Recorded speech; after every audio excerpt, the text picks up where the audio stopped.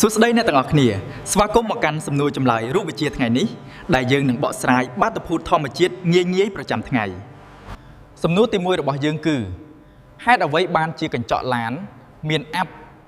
ពេលភ្លៀងឬត្រជាក់ប្រកបណាស់អ្នកធ្លាប់ជួបរឿងនេះពេលជិះឡានតើវាជាវេទមន្តមែនទេ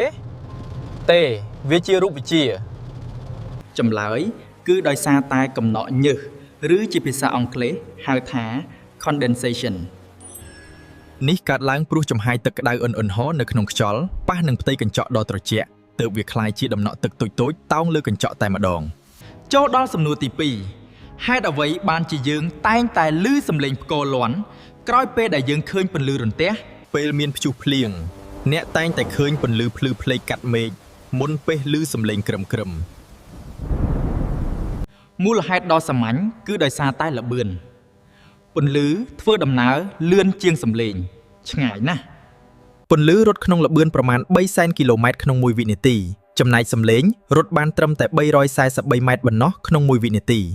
ដូច្នេះហើយទើបពន្លឺរន្ទះចត់មកដល់ភ្នែកយើងមុនរួចទើបសំឡេងផ្គរលាន់វាតាមក្រោយមកដល់ត្រចៀកយើងជួបគ្នាវីដេអូក្រោយ